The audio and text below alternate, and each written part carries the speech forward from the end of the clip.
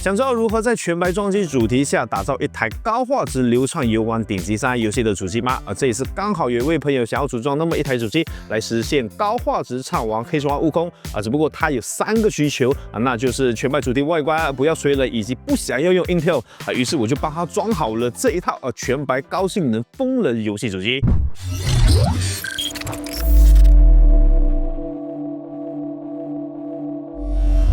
想要畅玩《黑神话：悟空》，最重要的自然就是显卡了。于是我和索泰号来了这一张 RTX 5080 Solid OC 白色版没有搞到 RTX 5090，主要还是没货。我个人还算蛮喜欢这一张 RTX 5080 Solid OC 白色版的外形白色主题设计搭配 Solid 系列独特的几何切割散热模组，不仅视觉上更加简洁高雅，也具备出色的散热表现，确保长时间高负载运行时依然安静与稳定加上展现了 DLSS 技术，还能够让玩家在游戏中享受更高帧率与流畅体验，这也是选择这款显卡的主要原因。那既然搞定了显卡，接下来就是围绕这一张显卡去构建了处理器是 AMD Ryzen 7 9700S毕竟主要是畅玩黑神话悟空，在3A 单机游戏以及高分辨率的组合下 ，AMD 的 S3D 系列其实是没办法很好发挥出应有的优势，于是就选择了性价比更高、游戏性能也非常出色的 9700S。再来就是主板了，主板是这一张微星的 MPG B850H Type Wi-Fi， 基于 AMD 全新的 B850 芯片组，专为新一代 AMD Ryzen 9000系列平台打造的高性能主板，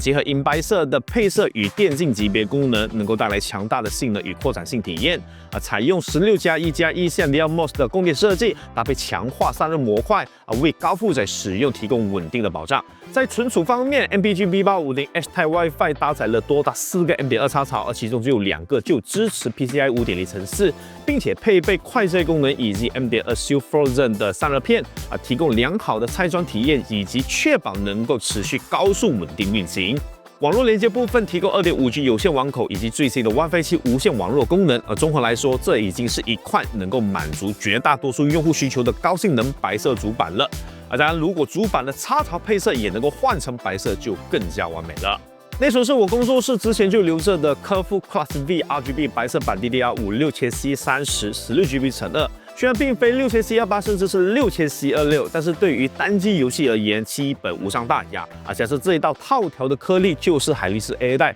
本身的超频潜力也非常好真的有必要也能够进行手动的额外超频当然最重要的还是这一款 Class B RGB 的外形设计也很好看所以这一次就决定用上了。再来是硬盘，硬盘毕竟看不到，用哪一款其实都不是问题，因此就无脑选了三星980 Pro 2TB是之前亚马逊有优惠时购买的刚好也是卡在 SSD 涨价之前所以还是非常划算的。然后是电源，是这款海运 Focus ATX 3GS 1000白色版，1000瓦额电功率外加 AT Plus 金牌转换率，同时也符合 ATX 3.1以及 PCIe 5.1规范，并且原生提供12伏2x6 600瓦的16并供电线，以及所有模组线均为高质量压纹线的规格另外14厘米的长度也使得它的兼容性非常之好其他像是全热性电容以及完整的10年保修，也是海运 Focus 系列电源的老标准了稳定性绝对靠谱。紧接着是 CPU 散热器开头也提到不希望使用水冷，那必然是安排一款又大又爽的散热器了刚好我手上有 VK 瓦尔基里刚推出的 DS140旗舰级双打风冷，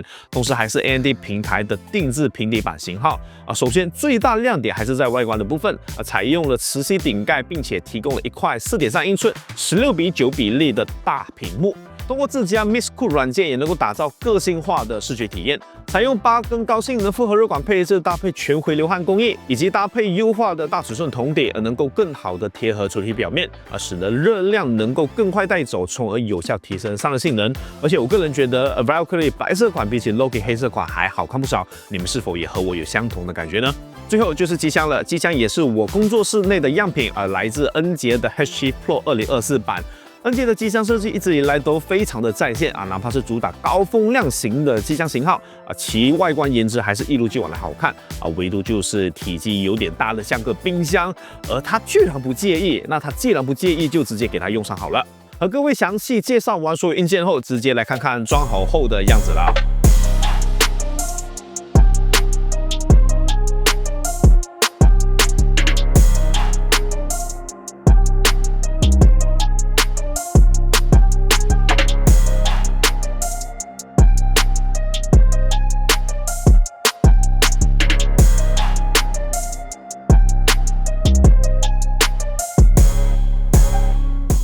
在看完了整台主机的样子后，你们觉得如何呢？欢迎各位评价打个分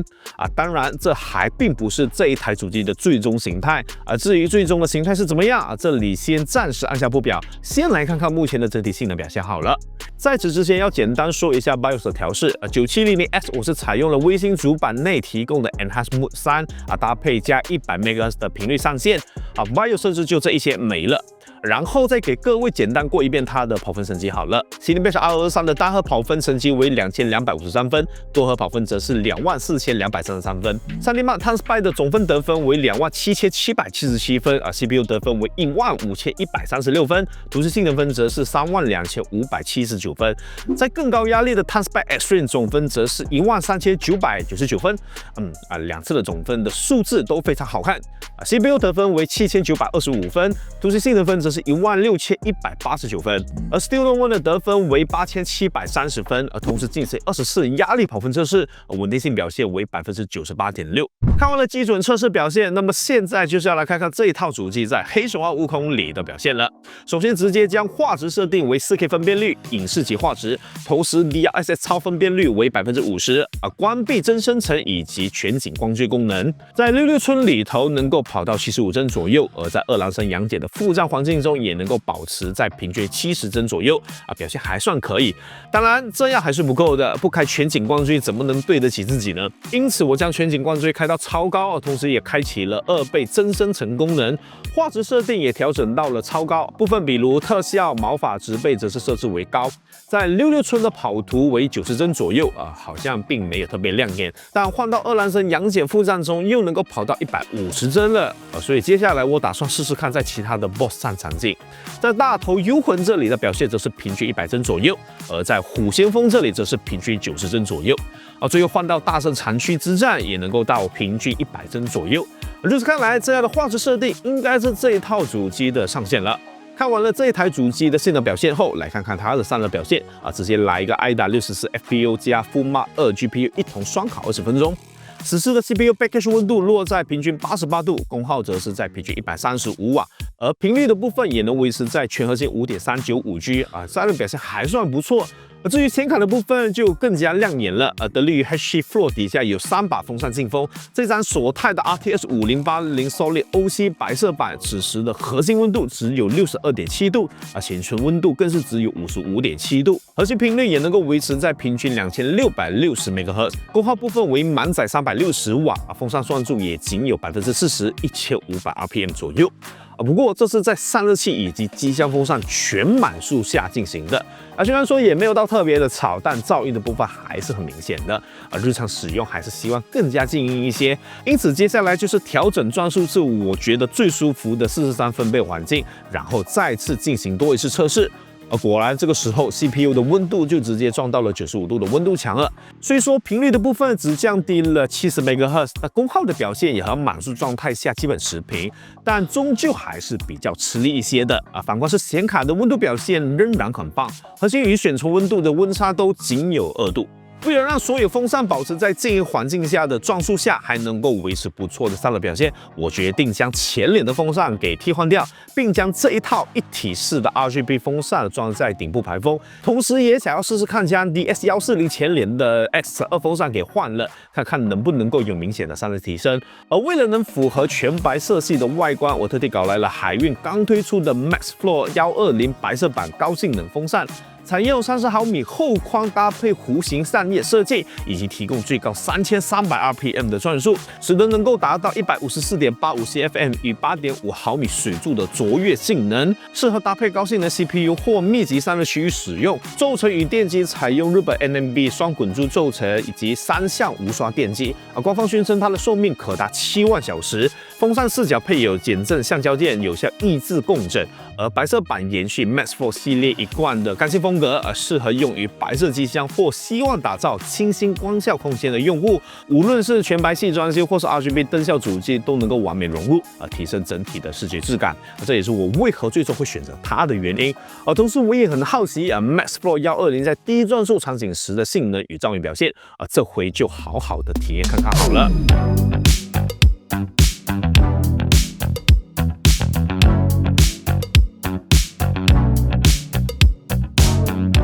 换好了风扇之后，你们觉得最终的样子有比起之前更加好看吗？接下来我同样将风扇的转速调整至整机43分贝噪音，然后再次进行双烤测试。原本就撞温度强的 CPU package 温度降到了平均91.3度频率部分也相比起之前提升了60 MHz当然连同显卡温度也一并获得了一点下降。核心温度下降了1度，显存温度则是保持不变。如此的散热表现算是比较满意的了。不过我相信大家也比较好奇换了风扇后的全速表现，因此最后再来看看将全部风扇改为满速下的双烤测试。CPU package 温度为平均85.5度，下降了2.5度，全核频率为5.425G， 上升了30 MHz CPU 的散热效果提升还算是比较明显的。不过显卡的温度表现就和不换风扇时一样了都是62度和55度左右。虽然散热表现大幅提升，但换来的则是噪音也跟着拉高了不少。这里也给各位演示一下换了海运 Maxflow 120风扇后，所有风扇满速的噪音表现。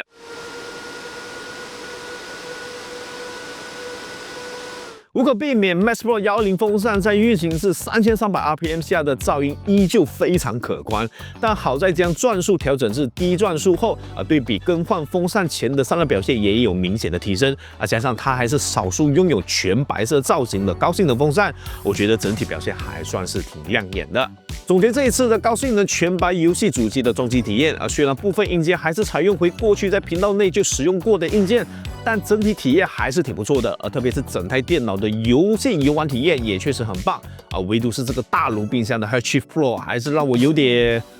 给我用，我还是会更加偏爱紧凑型的体积设计，甚至是小体积的机箱会更加讨我喜欢。当然之后还会有一套全白色的小型装机分享目前还差几个硬件还没搞到手无意外的话应该下个月就能给各位亮相了感兴趣的朋友也别忘了去关注我的频道。那么以上就是本期节目的所有内容了，非常感谢各位观众朋友们的收看与支持，也希望本期节目的内容会对你们有所帮助。喜欢这期影片的朋友也不妨点个赞觉得内容有用的观众也不妨订阅我的频道并开启旁边的小铃铛。那么今天的节目到此为止了，我们下期影片再见。